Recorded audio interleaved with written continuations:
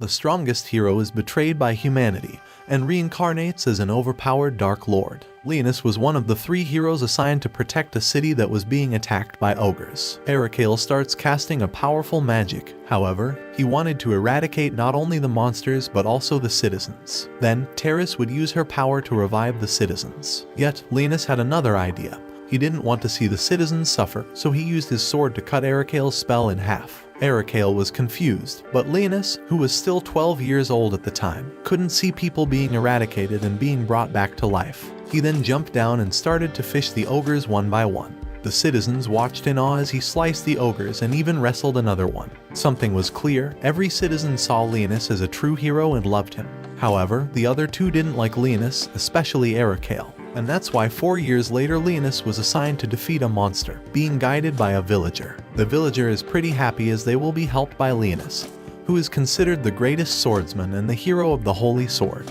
The villager complimented Linus' skills, who simply dismissed it, mentioning his job was to defeat the Demon Lord. The 2 arrived at the monster's location, but Linus was confused because the spot was empty. He turned back to ask the villager where the monster was. However, the villager had disappeared. Linus then realizes this is a trap and tries to reach out for his weapon. However, some gravity magic was cast on him to restrain him.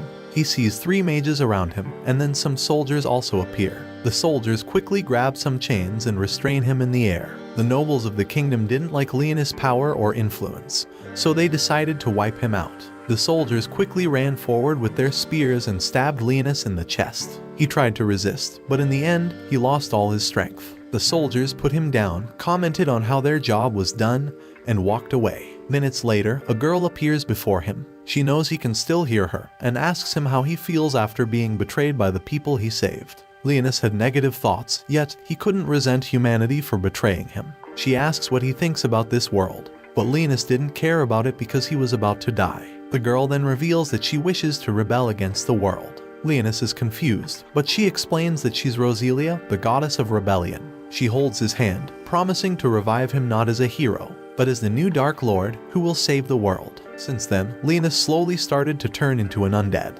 He spent years fighting wars as a demon lord, until one day, he returns to his castle and meets Roselia again, and he presents her with the spoils of war. She tells him to hold on to them for a while and commends him for being very powerful. He tells her he's made a new noble friend named Blackus, and his people will be taken into Lenny's kingdom to be protected. Roselia also presents him with his old holy sword as a gift for his victory. She tells him the holy sword doesn't suit him anymore and changes it to a demon sword. She tells him he can't draw the sword unless it calls his truth into question. But a few years later, the 6 heroes decided to war against Linus, who assumed his full appearance as the Dark Lord. The Demon Lord's army of skeletons rushes into the battlefield to face the heroes. But the heroes have been blessed with godly powers and now have angel forms. The Demon Lord Linus was sitting in his room chamber watching everything from his ball. All his strongholds have been defeated and this is their last line of defense. The skeletons manage to clap some human soldiers, but one of the heroes has the power to bring them back to life. Suddenly, a huge tree-like creature appears, making the Demon Lord angry because he recognizes it as the Archsage hero who quit being human to get more power. Linus gets up and summons his staff to join the fight, but his Fenrir companion and loyal general stops him, reminding Linus that he made a promise to the goddess of rebellion. She had entrusted him to do something when he was still human, so Linus decided to accept defeat. He drops his staff and walks toward a door while his castle is being destroyed. Before entering, he promised that he would rise again in 1,000 years and reclaim his throne. And so, he sealed his own soul in the Grand Mausoleum. 1,000 years later, we then see 2 girls exploring the castle ruins of Linus. Celia and Regina are on a mission to scout the ruins, because they have reports that some monsters called voids are building their nests there. They walk through a corridor and reach a huge door. Celia recognizes it as the King's Mausoleum, where Demon Lord Kings decide to rest waiting for their final days. Celia then notices some writings on the door and touches it. Suddenly, the door activates and opens up. She picks up her gun and steps inside, where she finds a huge crystal. She then realizes there's a person inside and decides to help him. We then see Linus in a barren place. He sees Roselia, the god he once made a promise to.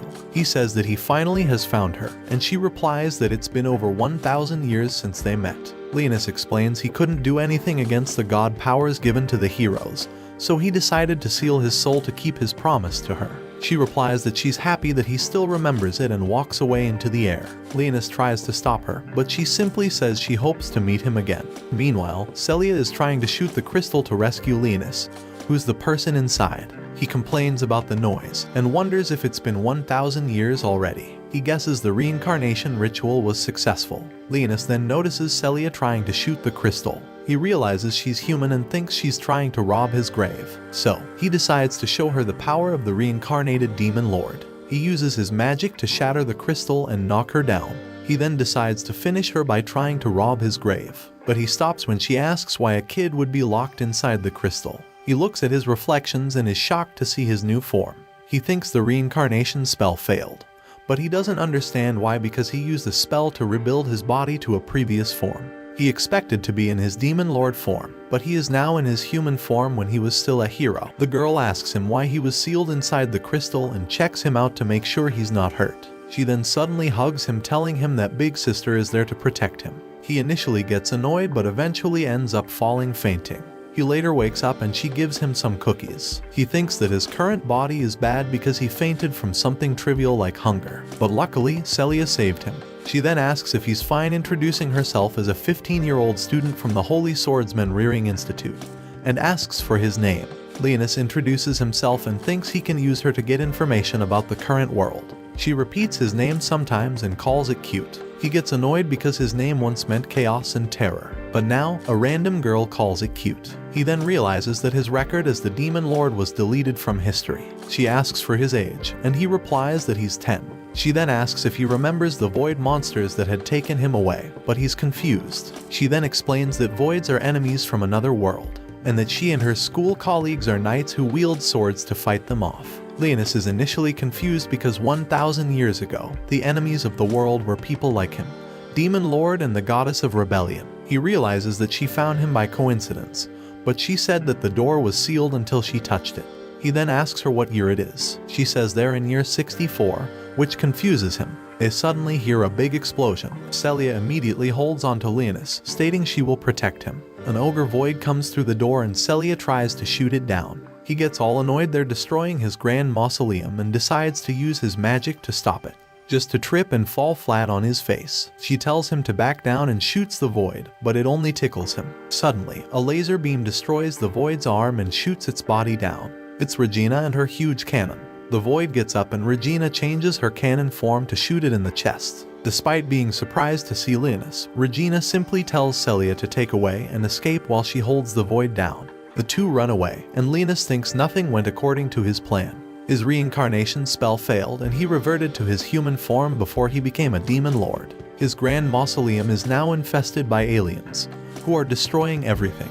He wants to deal with them, but he can't because the girls are there, and if he shows his power, he won't be able to use Celia to get more information about the world. Celia then says they're about to reach the surface, but a crystal suddenly collapses on the ground and turns into a wyvern void. This is nothing like the wyverns he's used to. Celia tells Linus to run away while she deals with the monster. Her gun then turns into a sword and she prepares to deal with it. But Linus simply ignores it and starts casting his spell to destroy the monster. Celia for some reason pushes Linus away, telling him to run, and gets sliced in the gut. She lays on the floor in a pool of her blood and Linus wonders why she did it. She says her last words, telling him to run and escape with Regina. But Linus gets closer to her. The wyvern gets closer and a second void appears. She apologizes for not protecting him and closes her eyes. Linus holds her hand until her last breath but thinks she's an idiot. He only kept her to gain more information, but she decided to sacrifice herself to protect him.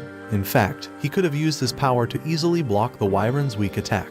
He wanted more information, but he didn't think she had value to him anymore. However, she reminded him of Rosalia when she protected him. More voids appear and try to attack him, but his magic barrier manages to block it all. He thinks it's annoying to have his human form because he regained his emotions. The voids continue to unleash attacks, all parried away. He then turns around and summons his staff. He tells the voids that he grew attached to Celia's courage and decides to punish the voids for disturbing his castle. He casts a level 8 gravity spell, smashing a void with the pressure. Another void tries to attack, but he simply blocks it with his barrier and modifies it to attack with spikes. The last void starts flying away to escape, but he simply jumps and casts another level 8 fire spell to fry it down.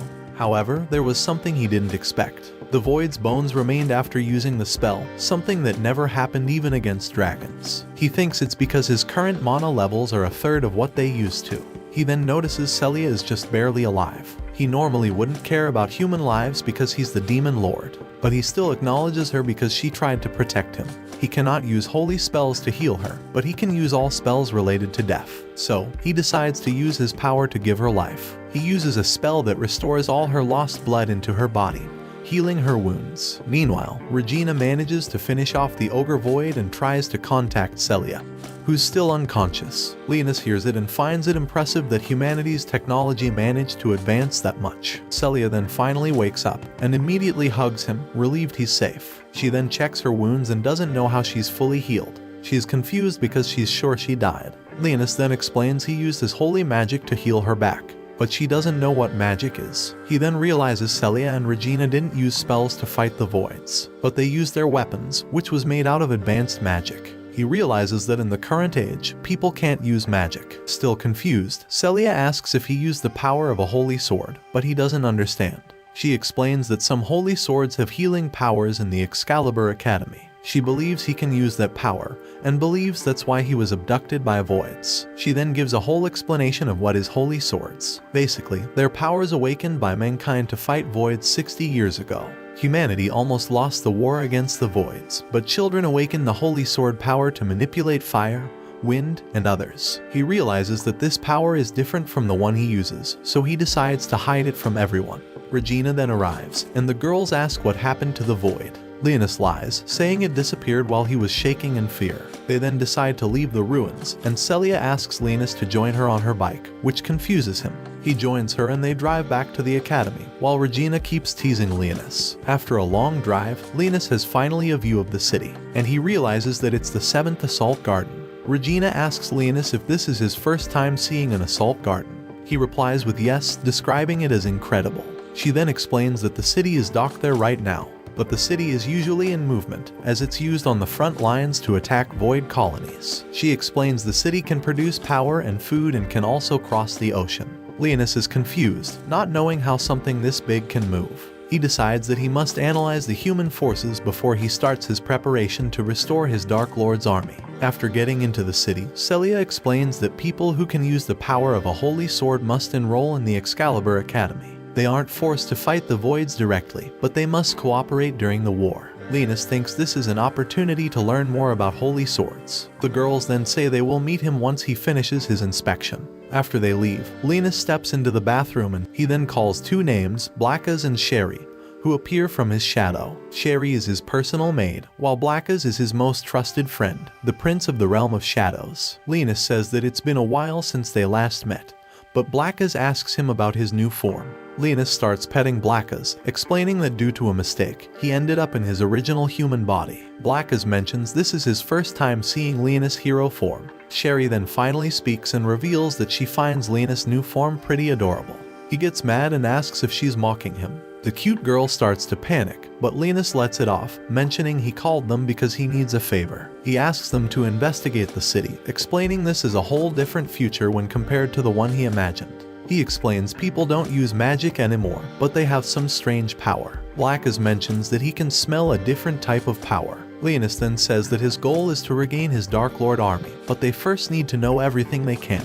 The two then return to his shadow and start their investigation. He then goes through the inspection process, where he is sprayed with something. Some machines then start analyzing his data and he continues to walk forward. After finishing the inspection, he's given a temporary ID card. Celia appears and snatches the card from him to take a picture of it. He's a bit confused by it, but she explains that it proves his identity in the city. She then tells him it's time to visit the academy and tells him to hop on her bike. Celia takes him on a little tour around the city, showing him the huge commercial district, which shocks Linus. He mentions that everything seems peaceful in the city, which prompts an explanation from Celia. She says the 7th Assault Garden has never been subjected to a Void invasion because it's the newest city. Yet, they're currently building a new one. She also reveals that the Holy Swordsmen are deployed to the front lines to fight, but the city is secure. However, Linus is pretty impressed with the number of huge buildings around and asks if it's part of the academy. Celia confirms and starts to explain the buildings and what they're used for. The most relevant ones are the dining halls, the training grounds, and the dance hall. Linus is a bit confused. He doesn't understand why they have a dance hall. Celia explains that it is needed to manifest his holy sword because his heart and spirit need to be calm. She shows him the girls' dormitory, but they're stopped by Muzel. Linus notices that Celia is trying to avoid him, but the guy tries to stop them. He asks her who Linus is, but she simply says that Muzel has nothing to do with it. The guy starts mocking Celia. He laughs and says that Celia's platoon is now accepting kids because they're all failures. Celia says that Linus is a certified holy swordsman, but the guy tells her to stop joking. Linus, on the other hand, thinks this guy was blessed with ignorance. He knows that he might look harmless because he looks like a kid, so he decides to not punish this guy to avoid any attention. Muzel then tells Celia to stop trying to be a holy sword user and join his platoon. He claims they're the top rankers, and if she joins, she will be allowed to stay in the academy. He smirks while calling her a failure who cannot manifest a holy sword despite carrying the blood of holy swordsmen. Celia lowers her head, accepting reality, but Linus is pretty confused that she cannot manifest a holy sword. He then remembers that she couldn't use that power in the ruins, and that's why she took the hit to protect him. He then questions what she's doing in a school for holy swordsmen. Muzel then shows his real personality. He tells her to come to his platoon and become his toy, like the other girls. This way, she will avoid going on dangerous missions. Linus thinks the guy is using some mind control magic on the girls, but he then realizes that must be the power of Muzel's holy sword. Celia declines, making the guy mad. She then tries to continue on her way with Linus, but the guy gives into his emotions and starts grabbing her hair. Linus tells Muzel to stop, but the guy is simply confused. Linus then releases a spell and Muzel's body starts shaking in fear, not knowing what's going on. He gets onto his knees in pain and Linus gets close to him. Linus gets close to Muzel's ear and tells him some words. He claims that Celia is his woman and that Muzel has no right to touch her. Linus stops using his magic, giving Muzel the opportunity to activate his holy sword. However, another student arrives and says that using the holy sword's power without authorization is against the academy's rules. The situation is even worse because he's in the sector of the girls' dorm. Muzel starts walking away before wetting his pants. Linus then thinks to himself that he cannot believe that he got worked up because of a stupid fly, but he doesn't regret it. He considers himself the most forgiving of all Dark Lords, but Celia is one of his minions. Meanwhile, Celia is all happy and thanks the girl for helping them. The girl is Elfine and mentions that seems like Muzel is eyeing Celia up. She then asks if Linus is the boy she saved on the ruins, and Linus notices something. Celia's friends are filled with huge plots. Elfine explains she is Celia's platoon operator, making Linus realize that they've always been in communication. Leo introduces himself and Elfine welcomes him to the academy. She then gives him his uniform and asks Celia if they will register his holy sword. Celia says that Linus first needs a shower and asks if Elfine is heading to the dormitory. Elfine explains she first needs to submit the void investigation data to the Knights, mentioning there's something under the ocean. Linus gets curious about it but ignores it for now. But Elfine stops explaining the situation because Celia is starting to feel dizzy. Linus realizes it's almost time and they head to her team's dormitory. Celia explains the assigned dorms are based on the platoon's grades. She explains each platoon has 5 or 6 members, and the academy treats them on a merit system.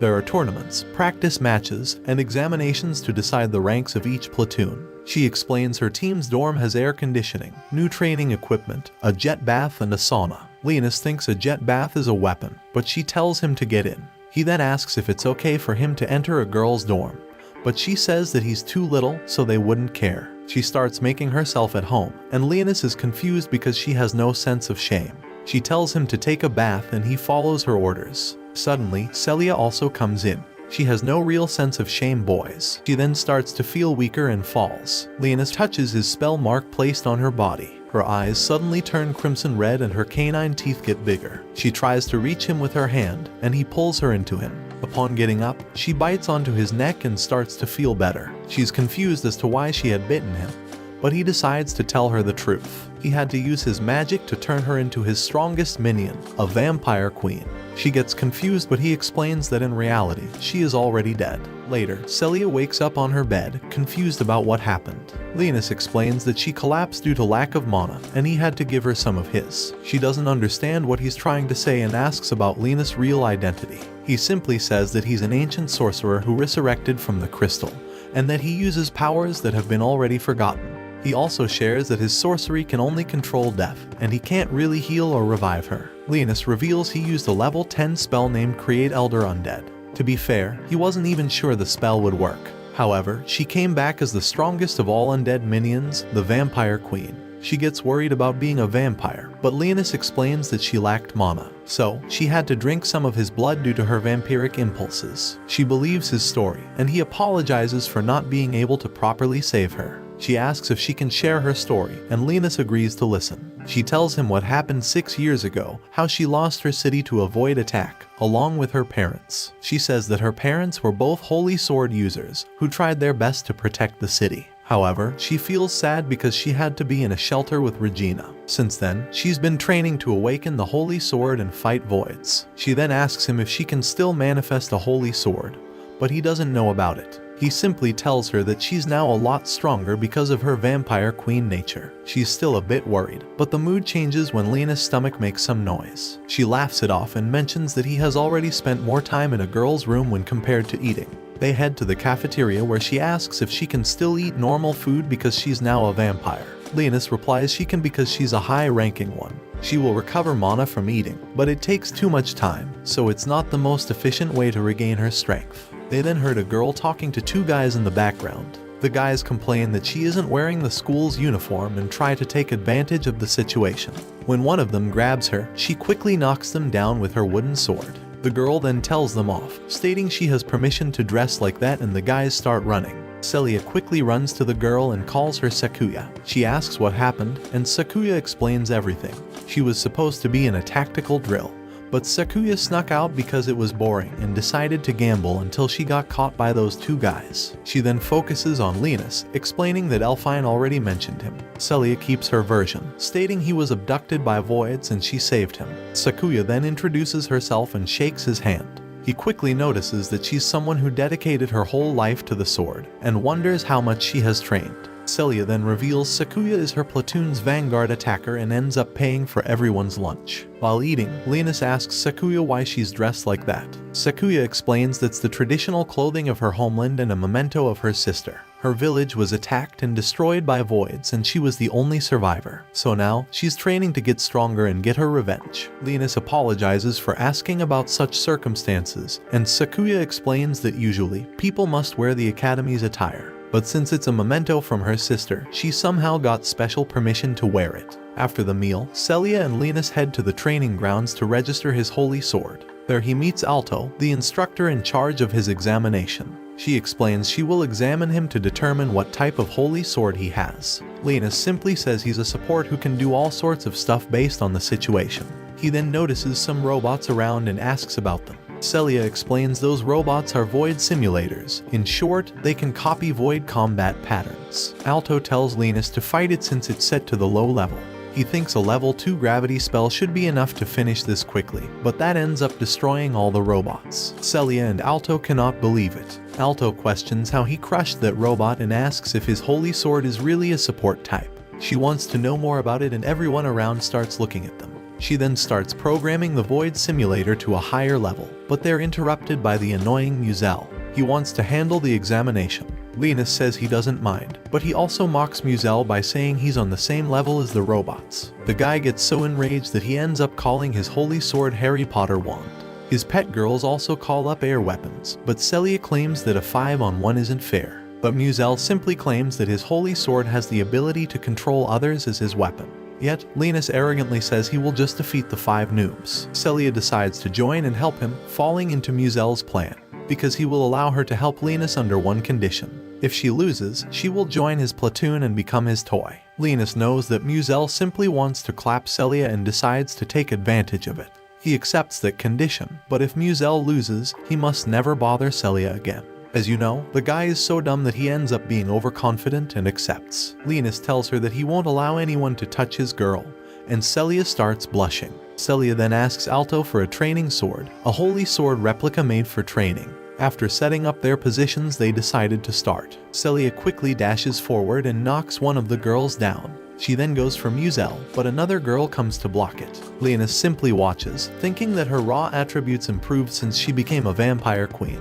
one of the other girls smashes her weapon to the ground, forcing Celia to parry the pebbles. Muzel, being the typical loser, tells one of his pets to deal with Linus while Celia is distracted.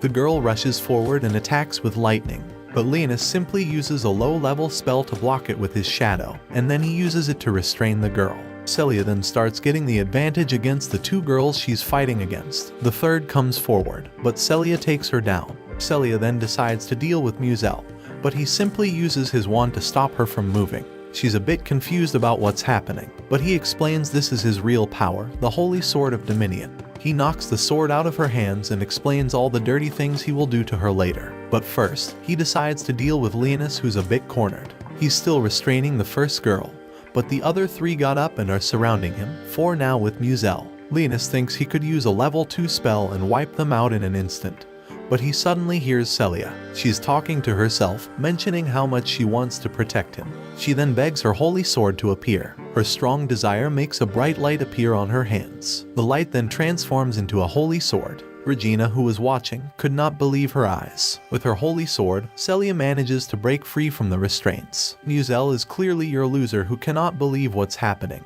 giving Celia the chance to rush forward. She destroys his wand in half, releasing all the girls in his control. Without any other option, he gives up like the little loser he is. Everyone starts cheering for Celia, including Regina, who immediately hugs her. She's so happy that she managed to awaken her power, and Celia can barely believe she managed to do it. Later, she thanks Linus for helping her. She laughs it off and promises to protect him. She pats him and decides to ask him for a favor. She wants him to make her stronger and asks him to join her platoon.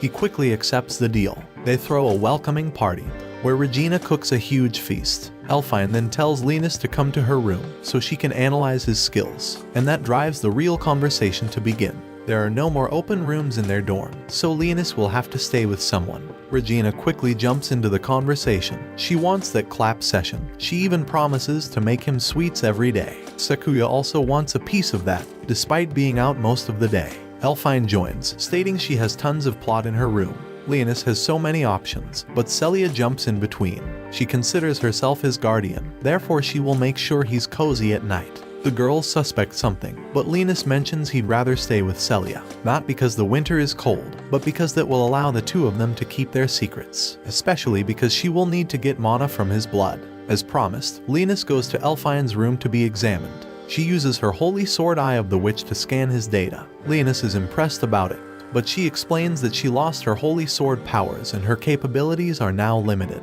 She reveals she was part of the 7th platoon. They were investigating some ruins and were attacked by voids. By the time they realized it was a trap, it was too late. The group fell apart, and she was the only survivor. She then lost most of her power and shut herself in her room. But Celia visited her so much that she accepted to join the platoon.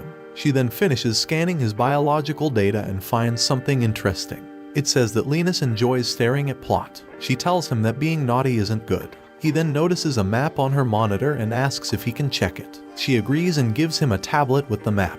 While checking it, Linus notices the void distribution area over the last few months. He then calls forth Blackas and finds out from him that the voids have similar characteristics to the monsters the Dark Lords used against mankind. He then orders Blackas to investigate the spots presented on the map. Blackas disappears and Sherry suddenly appears. She also has a report. People don't know about any demon lord. They don't even know about ancient gods or the war between the Dark Lords and the 6 heroes from 1,000 years ago. He asks her to continue her investigation. Meanwhile, there's a group of divers investigating the underwater ruins. They find a huge tree with a face. The tree starts calling Linus' name and attacks the divers. The next day, Linus wakes up and notices his neck has been bitten. He immediately gets into Celia's room and orders her to get up. Since his minion, she immediately gets up, confused about what he did. He shows her the master contract mark, explaining he can simply order her around, and she cannot refuse his orders. She suddenly gets flustered and asks if he can also literally order her to do plot actions. Linus explains that he won't order her to do those kinds of things. She rests assured, deciding to believe that Linus will always be trustful. Linus then changes the topic, asking if she sucked his blood while he was asleep. She gets shy, mentioning she sucked a little because she couldn't help herself in the middle of the night. Linus replies that he doesn't mind about it because she's his minion. However, she should first say something to him. She understands and apologizes to him. They're then interrupted when her phone starts ringing. Celia picks up Elfine's call and asks her the reason for the sudden call. Elfine then reports there is something strange. The 13th platoon should be investigating the seabed, but they haven't returned yet. They're known for being a skilled group, but there is no news yet. Elfine says she will continue investigating the case and will give her an update later. Celia then mentions Linus promised that he would train her, and he agrees to head to the training grounds. Meanwhile, the Excalibur's Academy staff is having a meeting. They're pretty worried about the 13th platoon and ask about their collected data. They find out there's a void colony in the seabed beneath the assault city. They think the voids will probably attack the city in a large group. One of the staff members asks how many voids could be found in the colony, but the answer is worried. Several hundred, if not more. They become worried because there's a huge chance that a Void Lord will appear in this attack. In the meantime, Celia is practicing her skills against 2 robots, but it's quite easy for her, especially because they come one at a time. Linus compliments her skills and asks her if she has someone to teach her swordsmanship. Celia reveals that her family taught her the basics when she was young, and since then, she's always been practicing, but her progress is now slow. Linus then mentions that she now should be stronger because she's also a vampire queen. She can barely believe it. Linus explains that she's not used to using the vast mana reserves on her body. He tells her that if she manages to learn how to use it, her strength will be increased by a lot. She asks for his guidance and Linus summons his staff. He says that he will give her a more realistic opponent and casts a barrier around. He then uses a summoning spell to create several skeleton soldiers from the shadow. She's confused, but he simply explains those are his lowest ranking minions, and that she is free to destroy them however she wishes. She then decides to start slicing the skeletons one by one. She dodges when 2 skeletons attack her from both sides, and Linus takes this chance to summon even more soldiers. After some minutes, Linus notices her tired and decides to stop. He returns his skeletons to the shadows and asks if she needs him to give her some mana. She says that she's fine, and he compliments her skills again. He then decides to return to the dorm, but she asks him if he wants to have a meal with her. He refuses to, but his stomach makes some noise. She starts laughing, and he gets annoyed with his body. Meanwhile, Sakuya was stepping out of the dorm when she noticed Blacka's outside. She likes his appearance so much that runs toward him. She thinks that he has a noble aura and decides to give him a name until she finds his owner. She calls him Fluffimaru the Black. Of course, Blackas hates that name, but she simply ignores it, thinking he likes it. She decides to warp his neck with a piece of cloth, mentioning it has food inside. She then walks away, mentioning they will meet again. Meanwhile, inside Elfine is trying to get more data when both Regina and Sakuya get in. Sakuya is pretty hyped up,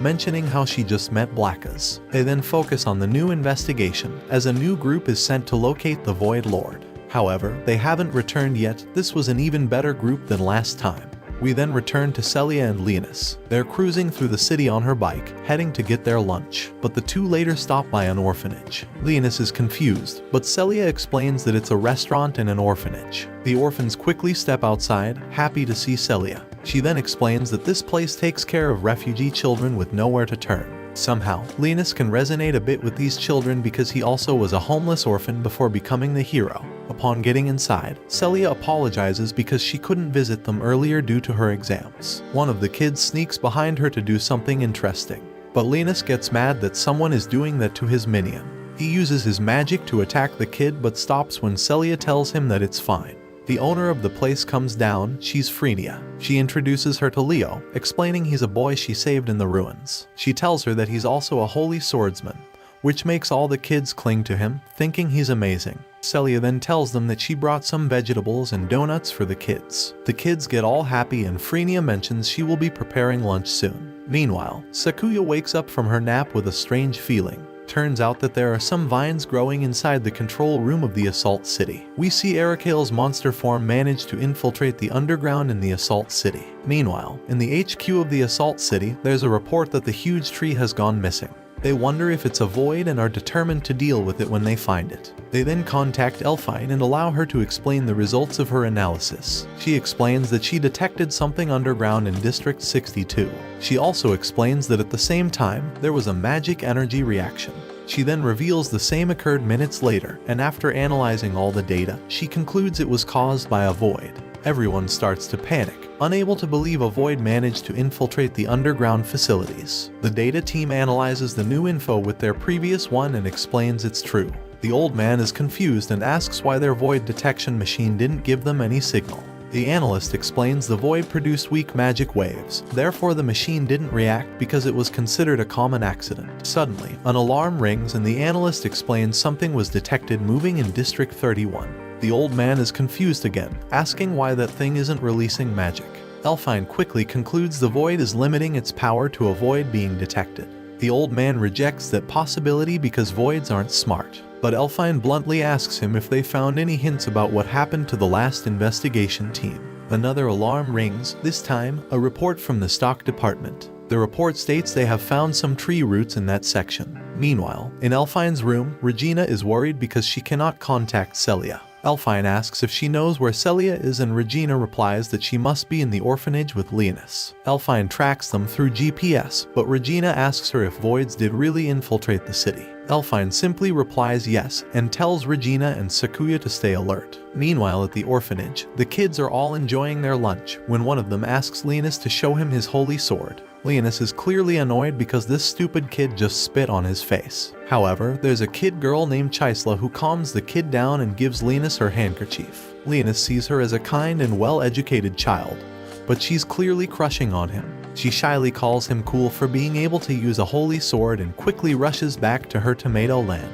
Back at the headquarters, they manage to find some hints about what's happening. Not only did they manage to find some footsteps, but they also found a corridor full of tree roots. The men there await orders to destroy those roots. Suddenly, those roots start to inflate and show some sort of eyes. In the next instant, all men are attacked, and they lose communication. The general now believes it's a void but wonders how it managed to get into the underground. Things get worse when the analyst reveals the roots managed to cut the communication system within the city. Harry Fatter starts to use his iPad to hack the system and reestablishes some communication. Two guys manage to survive the last attack. However, they let the void escape. Not only that, but they cannot track the void at the moment. The general freaks out because void usually attacks non-stop, but this one ran away. The analysts quickly realize the void paved his way through the energy corridor but don't know why. Elfine quickly realizes its goal is the magic energy core that sustains the city. She quickly explains that if it's a void lord, then it will use the magic energy core to create a huge stampede. Everyone freaks out, ordering to protect the magic core and activate all defensive systems. However, seconds later, the tree roots breach the walls and try to reach the core. The defensive system starts shooting the roots down, while the troops arrive. However, the defense system is taking some losses. They quickly decide to change their priority to not only defend the core, but they also order the citizens to be evacuated, while everyone else prepares to face a stampede. Meanwhile at the orphanage, this ugly disgusting kid is still insisting on seeing Leonis' holy sword. The soldiers are still trying to deal with the roots, but they stop once they reach the magic core. It quickly forces its way in and starts summoning voids. The city alarm quickly starts to ring, making Celia and Leonis rush outside. They realize a stampede is striking their city. The city's defense system activates, using the reserve energy, but it will take 3 days for them to get any external help. Elfine, Sakuya, and Regina help to evacuate the citizens, but the latter is still worried about Celia. Elfine assures that Celia should arrive there soon, as she should follow the normal procedures. But their focus for now is to deal with the voids in the area. The sky is filled with voids, but the defensive system's machine guns start to quickly deal with them. The girls then reach a rooftop, where each of them starts summoning their holy swords and attacking. Meanwhile, Leonis is watching this from afar, thinking the void humanoids are quite strong. Celia then starts to panic and returns inside, stating they must evacuate the kids. Leonis tries to follow, but he's interrupted by Sherry, who asks for his orders. Leonis tells her to protect his familiars. Sherry tries to refuse, saying she wants to protect him, but he simply tells her to go away. Celia then calls for Leonis, explaining the kids are ready to evacuate. However, Leonis notices something and tells her it's dangerous outside. A dragon void is in the area, and Celia heads outside to deal with them. She summons her holy sword, but Leonis notices she hasn't reached her real power as a vampire queen. When asked if she's afraid, she replies yes, but she cannot leave in fear and leave the kids to perish. He smiles and decides to summon his staff, decided to not let his strongest familiar die. 2 voids attack, but Celia quickly deals with them. She then notices 2 others burning in the air and realizes it's Leonis doing.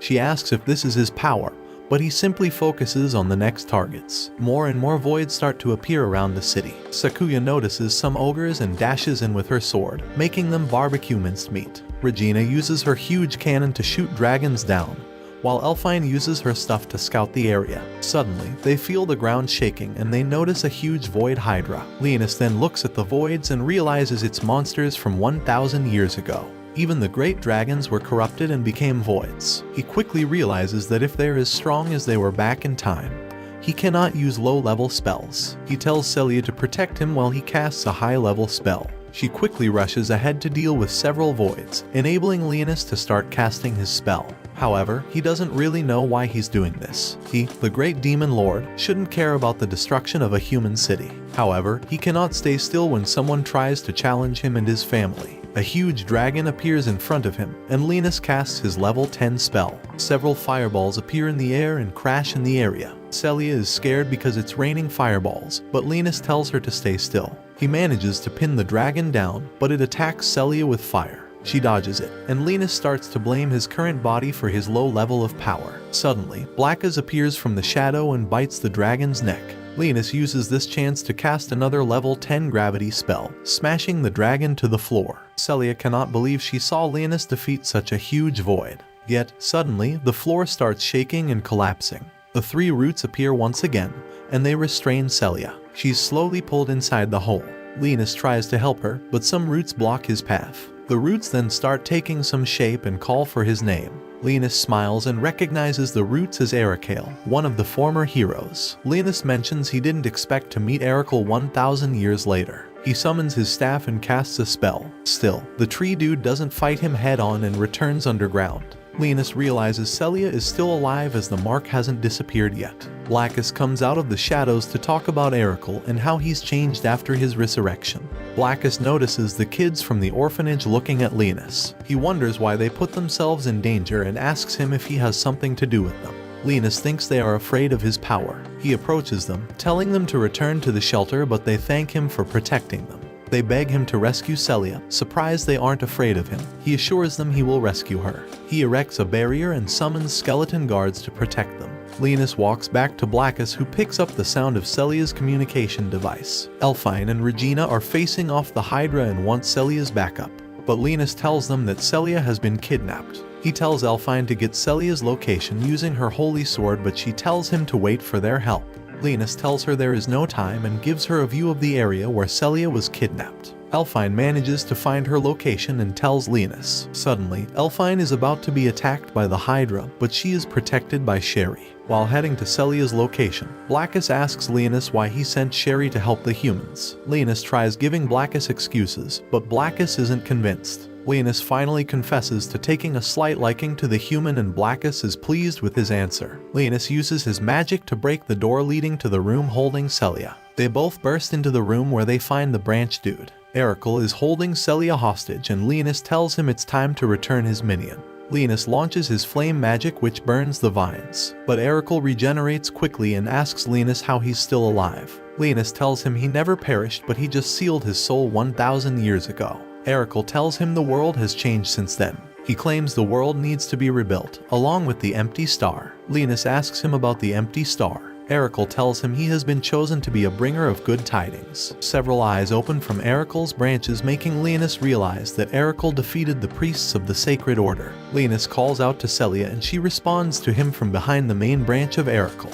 She is being restrained by strong vines. While Linus is distracted, Ericale tries to attack him, but Blackus warns him and he can dodge in time. They run around the room dodging Ericale's attacks. Linus summons ice to cut through the branches, but the monster regenerates too quickly. He tries to attack Linus while he's off guard, but Blackus protects him. Blackus notices their magic is becoming weaker with each second, and Linus tells it's because they're in Ericale's domain. Ericale casts a spell to increase the number of spells cast at once. He then creates multiple beams of light that ricochet around the room. Linus gets hit by a beam and tries to combine his magic attack with Blackus. However, Ericale creates a light barrier to protect himself. Blackus tells Linus that Ericale has unlimited power because he's absorbing it from the mana crystal. Linus tells Blackus it's time to take a little risk. Meanwhile, Celia tries to break free from the branches restraining her, but it only injures her body. Despite the pain, she refuses to give up and let Linus fight alone. She summons her holy sword and tries to cut the branches, but she can't make a movement. Outside, Erekle keeps attacking Linus with his light magic. Linus and Blackus combine to cast a powerful spell. Still, Erekle creates a light magic barrier to counter it. Celia is still struggling against vines, increasing the injuries in her body. Her eyes turn red, and some sort of blades come out from her blood.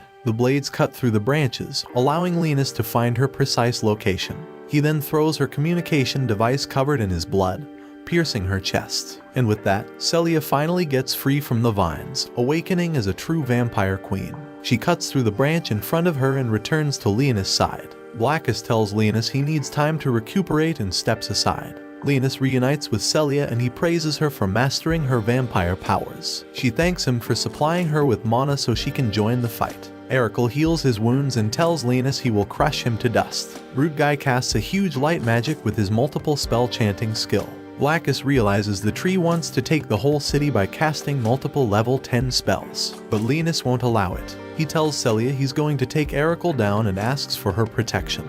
Linus tries to draw his demon sword and Blackus asks him if he remembers what that implies. Linus remembers the instruction from Roselia years ago. He can only draw out the demon sword under one specific condition, to protect his kingdom. With that in mind, Linus draws the sword, declaring this land and people as his kingdom. He recites the sword's instruction, and it acknowledges Linus' decision. Erekle tells Linus he can't change the destiny of the world, but our boy tells him he'll rip through the fabrics of destiny with his own 2 hands. Linus uses his secret sword technique, making Erekle disappear. All the voids begin to disappear and the stampede ceases. The next day, Linus cannot move from bed because of his sore muscles. Turns out the power of the sword is overbearing for his undeveloped body. Linus wakes up the next day with sore muscles. Celia comes into his room, bringing him a present from the kids. She tells him that welding her holy sword consumed a lot of blood and she would like to replenish it.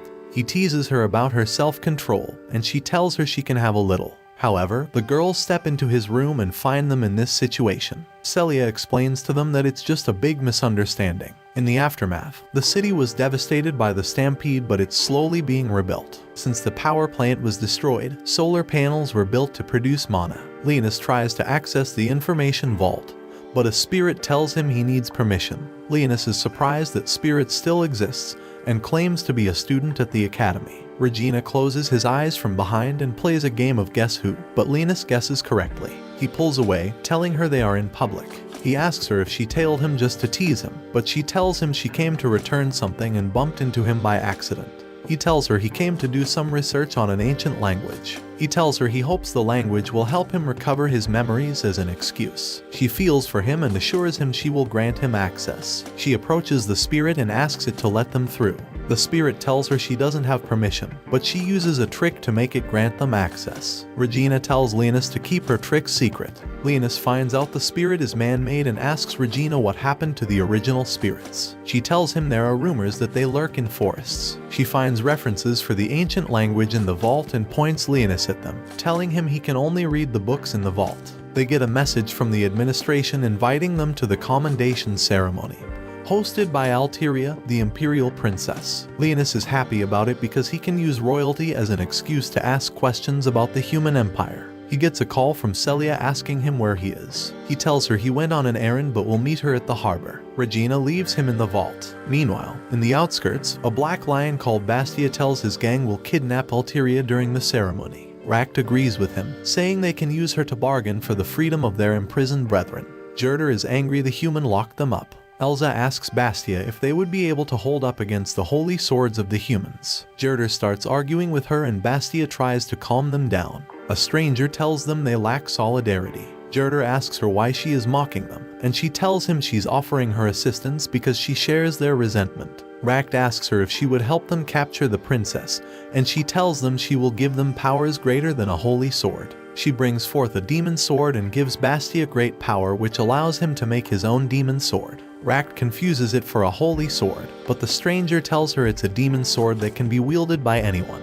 Elsa is impressed and thinks their kidnapping attempt could be successful with such power. The stranger tells them anyone else who is strong enough will also get a demon sword. She suggests they hijack the Hyperion and kidnap the princess. Jerder says if they steal the ship, they can sail straight to free their jailed partners. The stranger asks them for a favor in return for the demon swords. She tells them to deliver the swordsmen to her so they can be used as a sacrifice to the goddess. They agree to her terms. Bastia asks him for her name, and she introduces herself as Sharnek, the witch of the Everdark Forest. Meanwhile, Linus arrives at the harbor, impressed by the battleship docked there. Linus decides to get Celia a gift and is impressed when the vendor tells him the elves make it. Linus asks him about the elves and the vendor explains the diversity of people who reside in the city. Princess Almeria stands on the battleship to greet the people gathered at the harbor. Her guard tells her she shouldn't stand too close to the edge. She apologizes, telling him she was looking for someone. Celia and the rest of the platoon meet up with Linus. He gives her the gift he bought for her as thanks for saving his life. She thanks him for the gift, telling him it's adorable. She tells him it's time they board the ship and meet with the princess. Linus asks about Regina, but they tell her she won't be attending the ceremony. Suddenly, a student named Fenris calls out to Celia asking her what she's doing at the harbor. Celia tells her they were invited to the commendation ceremony. Fenris tells her she is busy all the time because she is on the student council. They begin to argue, but Elfine breaks it up. Fenris tells Celia she heard she awakened her holy sword and congratulates her. Linus asks Celia about Fenris and she tells him they are some sort of childhood friends. Meanwhile, Bastia and his gang infiltrate the ship. They take down guards and steal their faces to take their human appearance. They commend the plan of Sharnek for working so well thus far. The ceremony begins, but Linus sits down, looking through a copy of the history books. He notices some missing information which indicates someone was trying to hide the events of the past. Sherry appears and he asks her what she has discovered. She gives him information about the ship, and he presents her with a gift, which she isn't too pleased with it. She takes it anyway and disappears into the shadow world. Later in the day, it's almost time for the princess's speech. She is being led by her guards, but they are ambushed by Bastia and his accomplice disguised as staff. They take the princess hostage, but she releases the master key, and the pierced creature runs away. The rest of the demi-human gang surrounds the people gathered for the speech. They confiscate their phone and keep them in check with a bomb. They ask the demi-humans what they want, and they ask for the release of their partners in prison. But Fenris tells them they don't negotiate with terrorists. He tells Fenris they will be sacrificed to the goddess. Linus tells Celia he wants to make sure of the princess's safety and disappears into the shadow world. Bastia and his crew force her to activate the ship and head towards the capital. She tells them they would be heading towards a cluster of voids. Bastia asks her to steer around it, but Sharnek tells her to head straight at it. So the holy knights are tainted to make them all suitable as sacrifices. Bastia finally sees her true intentions and tries to fight her, but she subdues him. The guards of the harbor notice the ship start moving and try to stop it. The pierced creature meets with Regina, who identifies it as the royal family's carbuncle, and delivers the message calling for help. She jumps back on the ship and bumps into Linus, who seems lost. She tells him her little sister is in danger. Regina then starts explaining to Linus about her background plot. She introduces herself again, this time as the fourth princess of the Orderlies Empire, and Alteria is her younger sister. She explains that on the day she was born, an unlucky star appeared in the sky, and for some reason, there's a strange law for royal children who are born under that star. In short, the kid needs to either be deleted or locked up in a monastery in the mountains for the rest of their lives. Celia's grandfather, however, was unhappy with how Regina was being treated, so he decided to take her in, and that's how she became Celia's maid and friend. She then mentions there's a chance that the assailants have taken her sister to control the ship.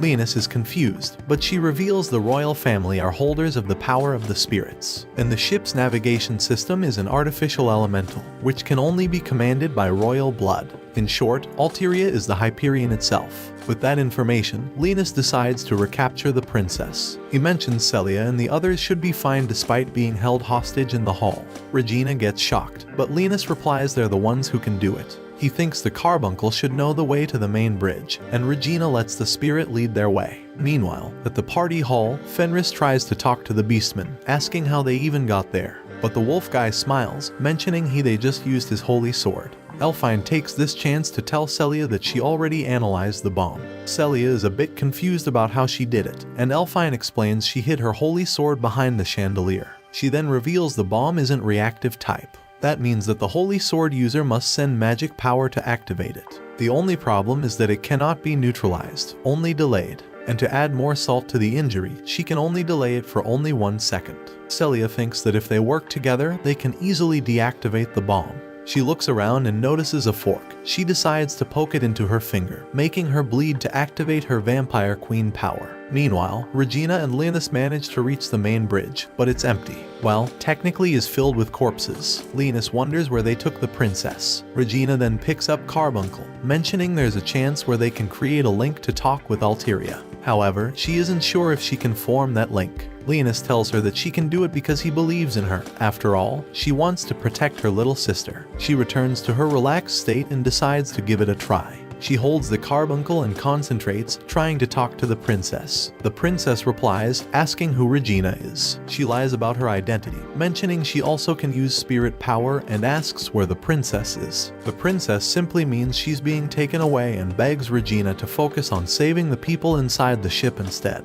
The princess then mentions the terrorists have set the course of Hyperion to avoid Black Reef, and reveals their only way to stop the ship from reaching this destination is by taking the carbuncle to the bridge. Regina then explains everything to Linus, who immediately asks her where's the princess. Regina reveals Alteria's location but is worried because if they choose to save her, everyone else will be left alone to their destiny. However, Linus simply tells her to stop the ship because he will save the princess. She refuses to let him go alone because he's just a child. Linus ignores her words and uses magic to destroy the window. He tells her that he's a lot stronger than she thinks, so they should focus on their missions. He jumps down while Regina tells him to save his sister. Meanwhile, at the party hall, we see that Celia is trying to use her vampire powers to control her blood. She manages to create a thin line of blood, all the way to the guy controlling the bomb. She tells Elfine to prepare herself to delay the bomb. However, Fenris never shuts up and starts blabbering toward the wolf guy. The wolf dude gets as annoyed as I am and threatens to slice her neck off, when suddenly, Sakuya somehow managed to free herself and dropped a plate. The terrorist cannot understand how this chick is still eating some bread and asks how she got rid of the ropes. She simply replies she used the knife on the table. Wolf guy gets annoyed and paths toward her, but Ogre girl reasons that Sakuya's aura is quite intense. Once again, Fenris gets up and opens her mouth. Celia uses this opportunity to control her blood again and prepare for their attack.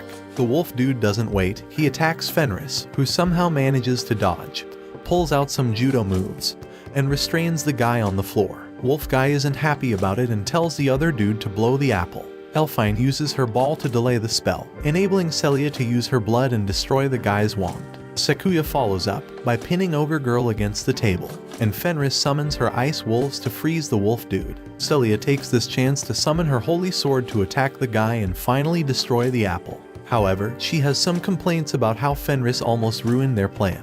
Everyone quickly gets their devices, but there's no signal, and somehow the atmosphere feels weird. They check through the window and see how close they are to a void reef. Voids start boarding the ship and attack them. Everyone knows their tasks. Elfine and Celia will help the guests get to safety, while Fenris and Sakuya defeat the monsters. Celia suddenly hears Leo's voice, but she's confused because she doesn't see him. He explains that he's using the souvenir he gave her to create a telepathy channel with her. He then reveals that Regina is heading to the bridge, but it's too dangerous for her to go alone. So, he asks Celia to help her. Meanwhile, Regina is literally surrounded by voids, but Celia manages to arrive and rescue her. The things in the party hall initially calm down, until a powerful void joins the fun. Fenris ice wolves can't do anything to him. Elfine tells them to hold off until help comes, but Sakura refuses to, claiming she will deal with the big boy. The girls take down the weaker voids and retreat to another room. She then activates her true power, the Dark Plover Demon Sword, turning the monster into ground squid. The other two finally manage to reach the bridge, and Celia says she will cover Regina's back. Regina sits down, accesses the system, and inputs the code given by the princess. Turns out, it's the name of the star Regina was born.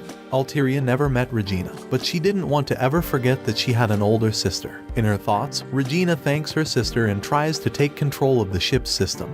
In the meantime, the princess is almost being taken away on a plane by Sharnak. Alteria notices the chopper managed to turn away and is happy that everyone is safe. Sharnak tries to take off, but somehow the chopper is being pulled down. She suddenly sees the voids guarding the area being wiped out by fireballs. She looks forward and sees a little boy, asking if she thought she could get away. Back on the ship, Elfine and the rest are surrounded by voids. Some kids start to cry, especially because Elfine has no more bullets to fire. One of the girls tells the rest to relax because Leonis will somehow save them.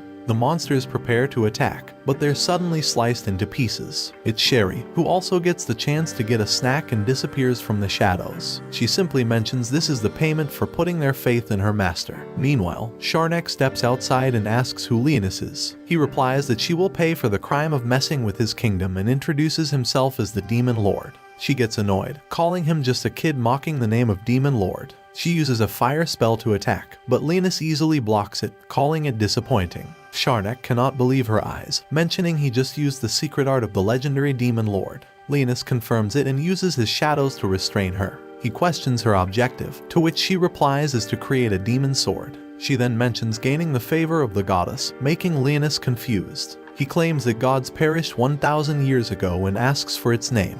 But swords come out of Sharnak's body, just when she's about to reveal the goddess name. Leonis is confused because that was the Sword of Annihilation. Sharnak's body suddenly turns into a big monster, able to summon more voids. He quickly remembers that the sword was given to him by the gods when he was a hero to kill demon lords. However, he believed that he destroyed the sword after becoming the Demon Lord. He attacks it with a void with fire, but the void absorbs the attack instead. The void then suddenly disappears and appears a second later on top of him.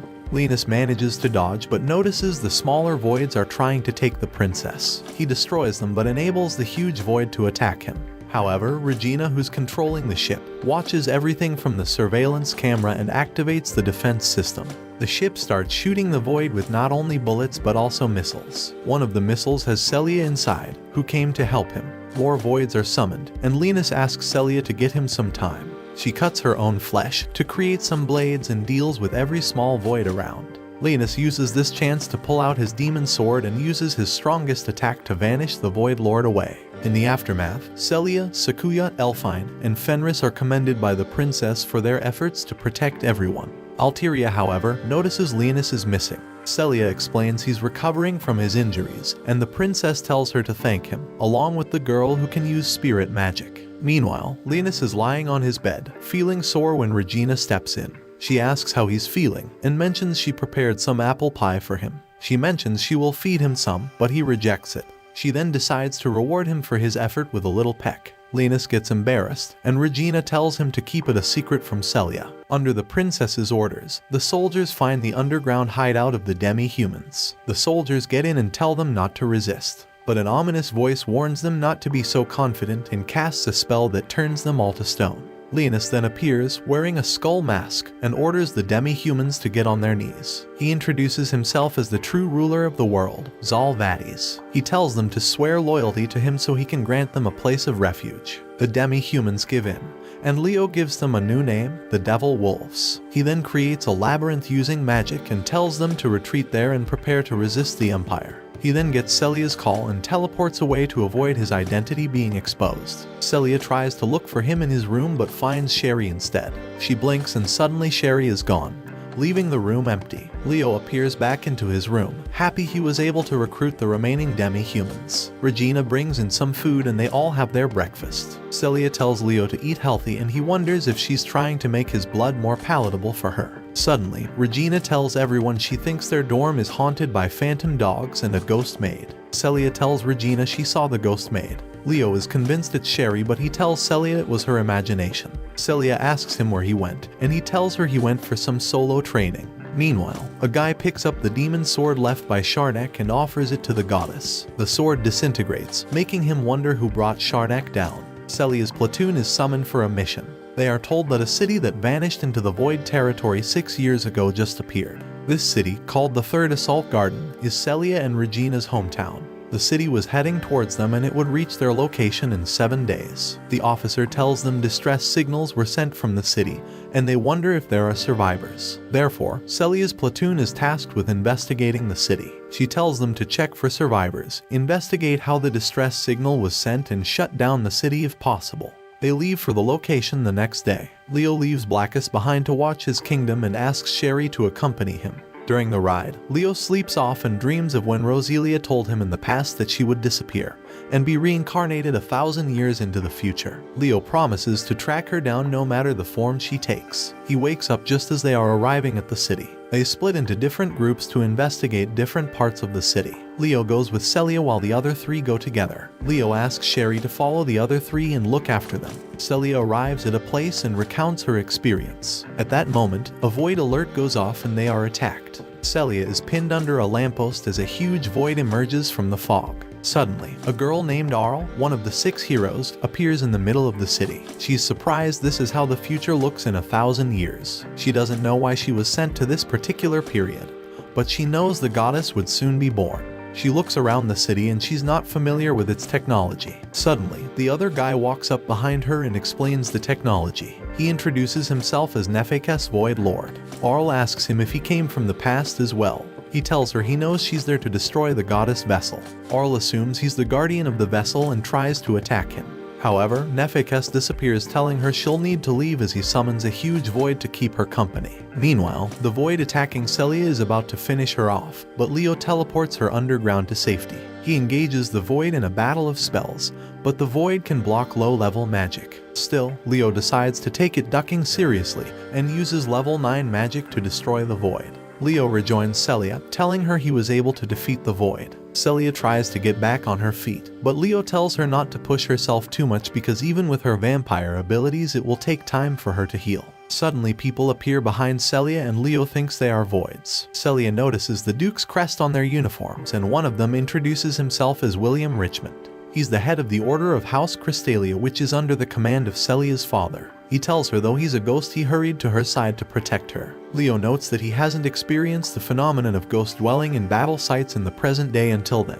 William tells Celia she must have received their distress signal for her to come to the city. She is surprised they were the ones who sent out the distress signal, but William tells her the signal wasn't a call for help but a warning.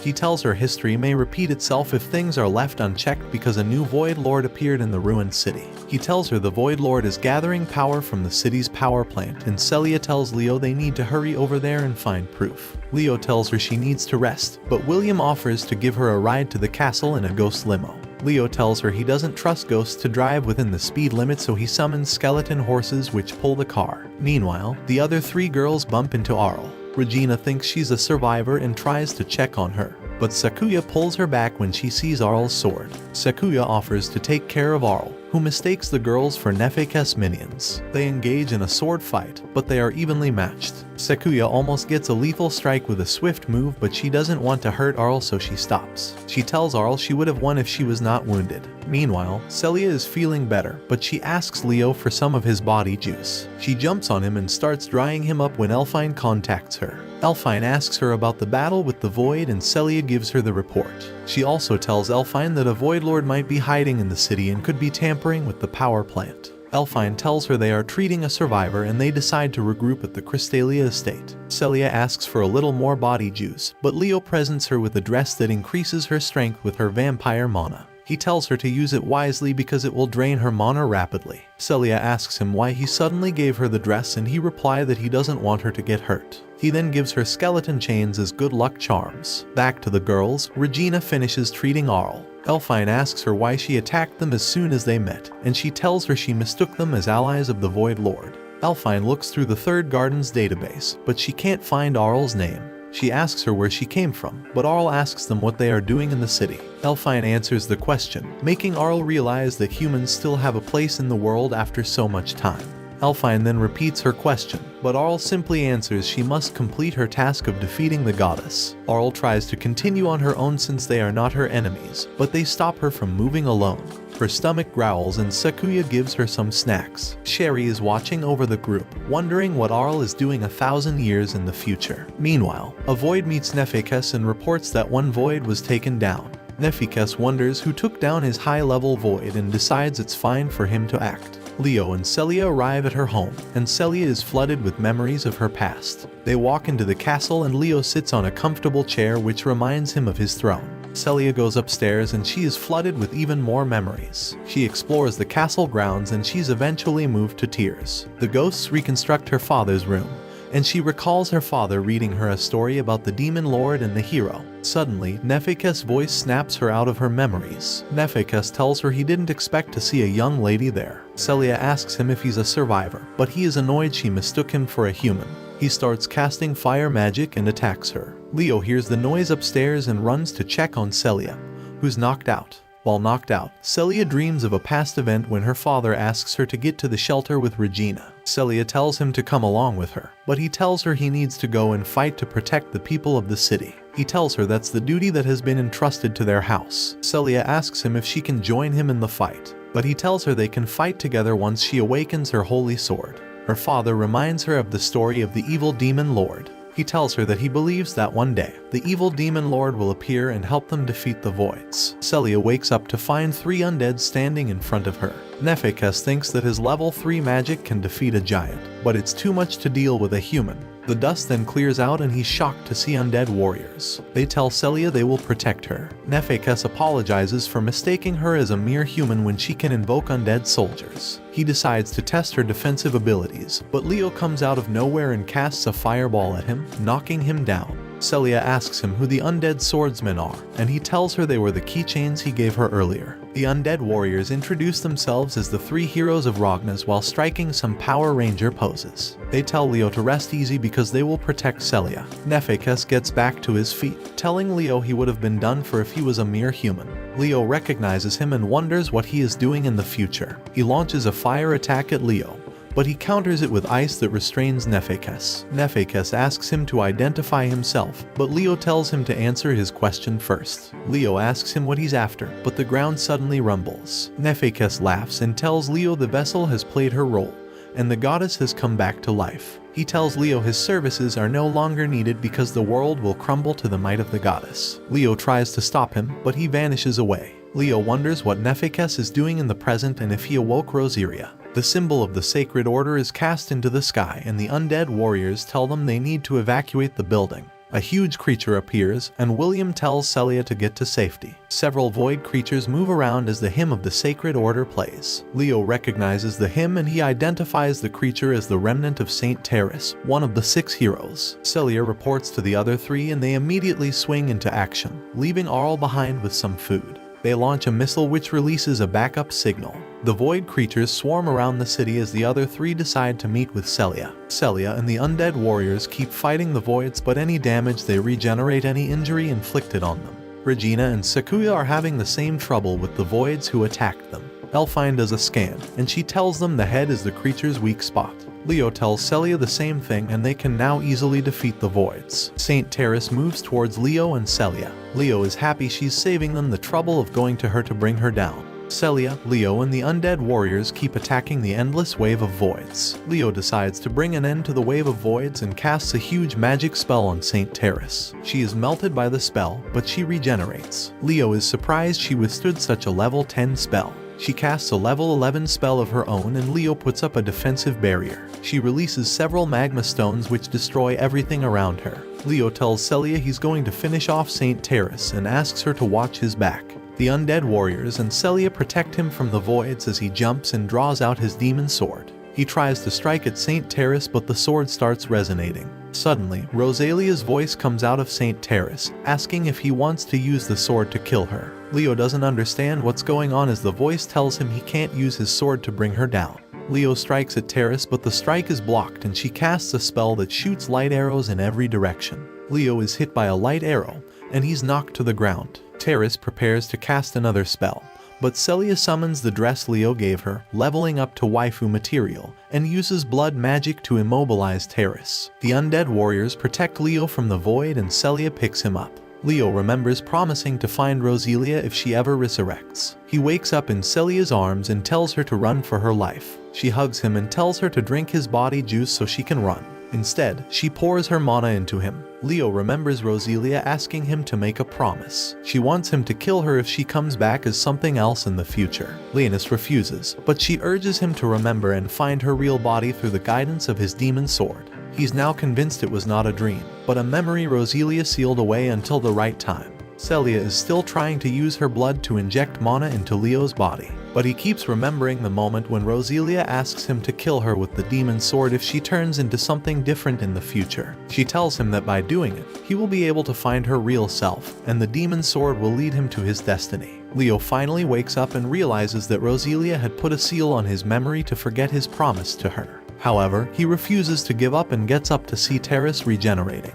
He then promises that he will do anything to find the real Rosalia. He picks up the demon sword again and Celia asks about his wounds. He explains that he's now fine because she saved him when she her mana to heal him. He's still confused because he doesn't understand if his memories returned at the right time, or if it's because Celia returned all the blood that she drained him.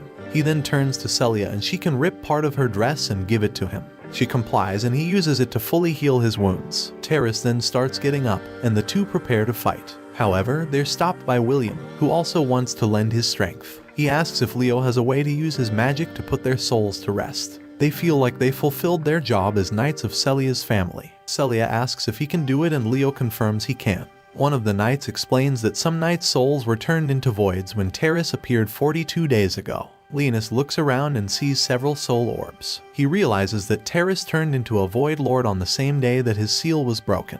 She then used the souls of the knights by turning them into voids to attack the assault garden. William asks for their wish to be fulfilled, and Linus promises to give them a place for their souls to rest. He uses the demon sword to cast a spell that absorbs all the souls into an orb.